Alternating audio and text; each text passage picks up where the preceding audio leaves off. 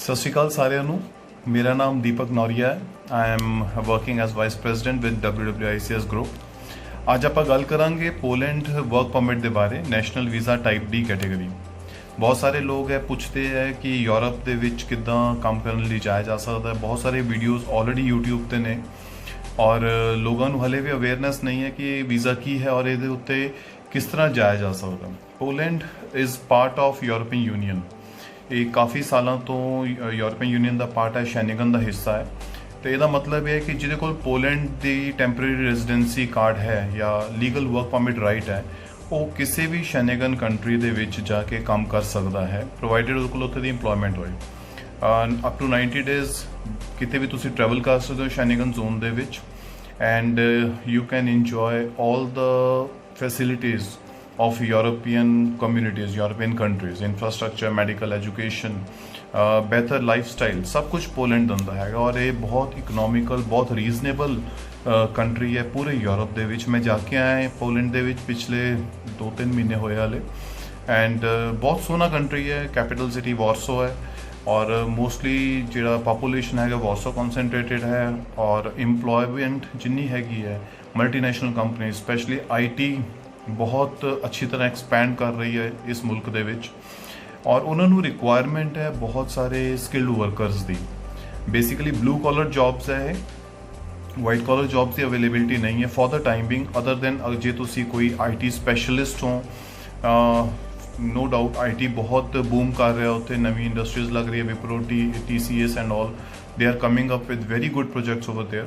But normally ਜਿਹੜੇ jobs ਹੈਗੇ ਉਹ ਕੰਸਟਰਕਸ਼ਨ ਇੰਡਸਟਰੀ ਦੇ ਵਿੱਚ ਹੈਗੇ ਹੈ।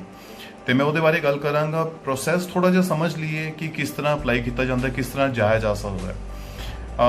ਵਰਕ ਪਰਮਿਟ ਦੇ ਲੈਣ ਦੇ ਲਈ ਸਭ ਤੋਂ ਇੰਪੋਰਟੈਂਟ ਹੈਗਾ ਹੈ ਕਿ ਤੁਹਾਡੇ ਕੋਲ ਇੰਪਲੋਇਰ ਤੋਂ ਜੌਬ ਆਫਰ ਹੋਣਾ ਚਾਹੀਦਾ ਹੈ, ਜਿਹੜਾ ਕਿ ਪੋਲੈਂਡ ਦਾ ਇੰਪਲੋਇਰ ਹੋਏ। ਔਰ ਉਹ ਜੌਬ ਆਫਰ ਕਿਉਂ ਦੇ ਰਿਹਾ? ਬਿਕੋਜ਼ ਉਹਦੇ ਕੋਲ ਉੱਥੇ ਕੰਮ ਕਰਨ ਲਈ ਬੰਦੇ ਅਵੇਲੇਬਲ ਨਹੀਂ ਹੈ, not only in Poland but in the entire European union. ਉਹਨੂੰ ਉਸ ਤਰ੍ਹਾਂ ਦੇ ਲੋਕ ਨਹੀਂ ਮਿਲ ਰਹੇ। ਕਿਸ ਤਰ੍ਹਾਂ ਦੇ ਲੋਕ ਹੈ ਜਿਹੜੇ ਉੱਥੇ ਨਹੀਂ ਅਵੇਲੇਬਲ ਹੈਗੇ? ਕੰਸਟਰਕਸ਼ਨ ਇੰਡਸਟਰੀ ਦੇ ਵਿੱਚ, ਜਿਸ ਤਰ੍ਹਾਂ ਆਪਾਂ ਕਹੀਏ ਟਾਈਲ ਫਿਟਰ ਹੋ ਗਏ, ਮੈਸਨ ਹੋ ਗਏ, ਬ੍ਰਿਕਲੇਅਰ ਹੋ ਗਏ, other than this welder, aluminium welder, steel fitter welders. IT industry ਦੇ ਵਿੱਚ ਸਾਰੇ ਜਿੰਨੇ ਵੀ ਪ੍ਰੋਗਰਾਮਰਸ ਹੈਗੇ ਹੈ ਜਾਂ IT ਸਪੈਸ਼ਲਿਸਟ ਹੈਗੇ ਹੈ, ਇਹਨਾਂ ਦੀ ਬਹੁਤ ਡਿਮਾਂਡ ਹੈ ਉੱਥੇ। ਔਰ other than this drivers are also required, carpenters ਹੋ ਗਏ, ਸਟੀਲ ਫਿਕਸਰਸ ਹੋ ਗਏ। ਕੰਸਟਰਕਸ਼ਨ 'ਤੇ ਤਾਂ ਬਹੁਤ ਰਿਕੁਆਇਰਮੈਂਟ ਹੈਗੀ ਹੈ। ਚਿਕਨ ਫੈਕਟਰੀ ਦੇ ਵਿੱਚ, ਪੋਲਟਰੀ ਦੇ ਵਿੱਚ, ਮੀਟ ਕਟਰਸ ਤੋਂ ਲੈ ਕੇ ਪੈਕਿੰਗ ਦੀਆਂ ਜੌਬਸ ਬਹੁਤ ਨੇ, ਹਜ਼ਾਰਾਂ ਲੋਕ ਕੰਮ ਕਰਦਾ ਹੈ। ਔਰ ਪੋਲੈਂਡ ਨੂੰ ਹਲੇ ਵੀ ਵਰਕਰਸ ਦੀ ਰਿਕੁਆਇਰਮੈਂਟ ਹੈ। ਕਿਉਂ ਰਿਕੁਆਇਰਮੈਂਟ ਹੈ? ਬਿਕੋਜ਼ ਜ਼ਿਆਦਾਤਰ ਲੋਕ ਜਿਹੜੇ ਪੋਲੈਂਡ ਜਾਂਦੇ ਨੇ ਉਹ ਹੋਰ ਬਿਹਤਰ ਅਰਨਿੰਗ ਦੇ ਲਈ ਅਲੱਗ-ਅਲੱਗ ਯੂਰਪੀਅਨ ਕੰਟਰੀਜ਼ ਦੇ ਵਿੱਚ ਅੱਗੇ ਨਿਕਲ ਜਾਂਦੇ, ਜਿਸ ਤਰ੍ਹਾਂ ਜਰਮਨੀ ਹੋ ਗਿਆ, UK ਹੋ ਗਿਆ, ਬਿਕੋਜ਼ ਉੱਥੇ ਪੋਟੈਂਸ਼ੀਅਲ ਅਰਨਿੰਗ ਜ਼ਿਆਦਾ ਹੈ, ਤੁਸੀਂ ਵੱਧ ਪੈਸੇ ਕਮਾ ਸਕਦੇ ਹੋ। Poland is easy to get into. Poland 'ਚ ਜਾਣਾ ਆਸਾਨ ਹੈ ਇਨ ਕੰਪੈਰੀਜ਼ਨ ਟੂ UK ਜਾਂ ਜਰਮਨੀ।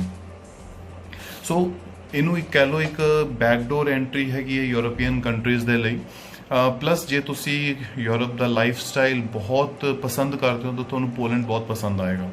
ਇੰਪਲੋਇਰ ਵੱਲੋਂ ਤੁਹਾਨੂੰ ਇੱਕ ਜੌਬ ਆਫਰ ਚਾਹੀਦਾ ਹੈ। ਇਹ ਇੰਪਲੋਇਰ ਜੈਨੂਇਨ ਇੰਪਲੋਇਰ ਹੋਣਾ ਚਾਹੀਦਾ ਹੈ, ਉਹਦੀ ਰਜਿਸਟ੍ਰੇਸ਼ਨ ਹੋਣੀ ਚਾਹੀਦੀ ਹੈ। ਜੌਬ ਆਫਰ ਦੇ ਨਾਲ ਨਾਲ ਅਕੋਮੋਡੇਸ਼ਨ ਵੀ ਉਹਨੂੰ ਸਪਾਂਸਰ ਕਰਨੀ ਪਏਗੀ, because you need accommodation proof also for your stay in Poland. ਤੁਹਾਡੇ ਕੋਲ ਦੋਨੋਂ ਡਾਕੂਮੈਂਟ ਜਦੋਂ ਆ ਜਾਂਦੇ ਆ, ਫਿਰ ਇੰਪਲੋਇਮੈਂਟ ਕੰਟਰੈਕਟ ਚਾਹੀਦਾ ਹੈ। ਉਹਦੇ ਬੇਸਿਸ 'ਤੇ ਜਿਹੜਾ ਇੰਪਲੋਇਰ ਹੈ ਪੋਲੈਂਡ ਦੇ ਵਿੱਚ ਐਜ਼ ਪਰ ਲਾਅ ਉਹ ਖੁਦ ਵਰਕ ਪਰਮਿਟ ਅਪਲਾਈ ਕਰਦਾ ਹੈ, ਤੁਹਾਡਾ TRC ਅਪਲਾਈ ਕਰਦਾ ਹੈ। ਔਰ ਵਨਸ ਇਟ ਇਜ਼ ਅਪਰੂਵਡ, ਉਹਦੇ ਓਰੀਜਨਲ ਡਾਕੂਮੈਂਟਸ ਤੁਹਾਨੂੰ ਭੇਜੇ ਜਾਂਦੇ ਤੁਹਾਡੀ ਹੋਮ ਕੰਟਰੀ ਦੇ ਵਿੱਚ, ਚਾਹੇ ਤੁਸੀਂ ਇੰਡੀਆ 'ਚੋਂ, ਚਾਹੇ ਤੁਸੀਂ ਨੇਪਾਲ 'ਚੋਂ, ਬੰਗਲਾਦੇਸ਼ 'ਚੋਂ ਜਾਂ ਕਿਤੇ ਵੀ ਰਹਿੰਦੇ ਹੋ, ਤਾਂ ਹੋਮ ਕੰਟਰੀ 'ਚ ਤੁਹਾਨੂੰ ਉਹਦੇ ਓਰੀਜਨਲ ਡਾਕੂਮੈਂਟਸ ਆਉਂਦੇ ਹੈ, ਫੋਲੋਡ ਬਾਏ ਤੁਸੀਂ ਪੋਲਿਸ਼ ਅੰਬੈਸੀ ਦੇ ਵਿੱਚ ਆਈਦਰ ਥਰੂ VFS ਔਰ ਕੌਂਸੂਲੇਟ ਤੁਸੀਂ ਅਪਾਇੰਟਮੈਂਟ ਲੈਂਦੇ ਹੋ for application of national visa, that is type D visa. Basic documents ਹੈਗੇ ਉਹਦੀ ਚੈੱਕਲਿਸਟ ਅਵੇਲੇਬਲ ਹੁੰਦੀ ਹੈ, ਪਰ original work permit documents, original accommodation letter and recommendation of the employer is mandatory. ਇਹ ਡਾਕੂਮੈਂਟਸ ਦੇ ਨਾਲ ਅੰਬੈਸੀ ਚਾਰਜ ਕਰਦੀ ਹੈ ਉਹਨਾਂ ਦੀ visa processing fee. And if the process is through, interview required ਹੁੰਦੀ ਹੈ, ਬਹੁਤ ਬੇਸਿਕ ਇੰਟਰਵਿਊ ਪੁੱਛਦੇ ਆ ਤੁਹਾਨੂੰ ਕਿ ਜੌਬ ਕਿਸ ਤਰ੍ਹਾਂ ਮਿਲੀ ਹੈ ਔਰ ਉੱਥੇ ਜਾ ਕੇ ਕੀ ਕੰਮ ਕਰਨਾ, ਤੁਹਾਡੇ ਲੌਂਗ ਟਰਮ ਗੋਲਸ ਕੀ ਨੇ, ਤੁਸੀਂ ਅੱਗੇ ਤਾਂ ਨਹੀਂ ਮੂਵ ਕਰਨਾ ਹੈਗਾ। ਬਹੁਤ ਸਿੰਪਲ ਇੰਟਰਵਿਊ ਹੈ, ਅਸੀਂ ਪ੍ਰਿਪੇਅਰ ਕਰਨੇ ਉਹਦੇ ਲਈ ਸਾਰੀ।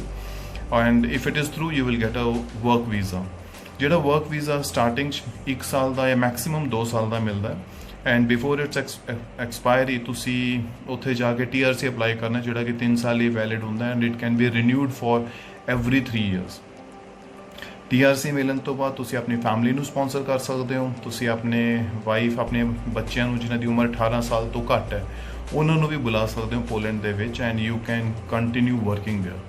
ਕਿੰਨੀ ਸੈਲਰੀ ਮਿਲਦੀ ਹੈ? ਬਹੁਤ ਸਾਰੇ ਲੋਕ ਹੈ ਕਹਿੰਦੇ ਲੱਖ ਰੁਪਏ ਸੈਲਰੀ ਮਿਲਦੀ ਹੈ, ਕੋਈ ਕਹਿੰਦਾ 90,000 ਸੈਲਰੀ ਮਿਲਦੀ ਹੈ, ਬਟ ਦਾ ਰੇਂਜ ਜਿਹੜੀ ਇੱਕ ਨਾਰਮਲ ਰੇਂਜ ਹੈਗੀ ਉਹ 70,000 ਰੁਪਏ 60 ਤੋਂ 70,000 ਰੁਪਏ ਇੰਡੀਅਨ ਰੁਪੀਸ ਦੇ ਵਿੱਚ, ਜਿਹੜੀ ਕਿ 600 ਤੋਂ 800 ਯੂਰੋ ਦੇ ਵਿੱਚ ਬਣ ਜਾਂਦੀ ਹੈਗੀ ਹੈ। ਦਿਸ ਇਜ਼ ਐਕਸਕਲੂਡਿੰਗ ਓਵਰਟਾਈਮ ਜੇ ਤੁਸੀਂ ਕਰਦੇ ਹੋ ਤਾਂ ਤੁਹਾਨੂੰ ਐਕਸਟਰਾ ਸੈਲਰੀ ਮਿਲਦੀ ਹੈ। ਉਹਦੀ ਟੈਕਸ ਜਿਹੜਾ ਹੈਗਾ ਇੰਪਲੋਇਰ ਪੇ ਕਰਦਾ। It's very important component for getting your TRC। ਇਹਦਾ ਬਹੁਤ ਧਿਆਨ ਰੱਖਣਾ ਕਿ ਇੰਪਲੋਇਰ ਜੈਨੂਇਨ ਹੋਣਾ ਚਾਹੀਦਾ। ਅਗਰ ਇੰਪਲੋਇਰ ਤੁਹਾਡਾ ਅੱਛਾ ਨਹੀਂ ਹੈ, ਟੈਕਸ ਨਹੀਂ ਪੇ ਕਰਦਾ, ਫਿਰ ਤੁਹਾਨੂੰ TRC ਰੀਨਿਊਅਲ ਵੇਲੇ ਵੀ ਪ੍ਰੋਬਲਮ ਆਏਗੀ ਔਰ ਕੰਟੀਨਿਊ ਵਰਕ ਪਰਮਿਟ ਨੂੰ ਕੈਰੀ ਕਰਨ ਲਈ ਵੀ ਪ੍ਰੋਬਲਮ ਆਏਗੀ। You can change your employer also. ਜਦੋਂ ਤੁਸੀਂ ਉੱਥੇ ਚਲੇ ਜਾਂਦੇ ਹੋ, ਜੇ ਤੁਹਾਨੂੰ ਕੋਈ ਹੋਰ ਅੱਛੀ ਓਪਰਚੁਨਿਟੀ ਮਿਲਦੀ ਹੈ, ਹੋਰ ਅੱਛੀ ਸੈਲਰੀ ਮਿਲਦੀ ਹੈ ਤਾਂ legally you can change your employer. ਉਹਦੀ ਪ੍ਰੋਵੀਜ਼ਨ ਹੈ।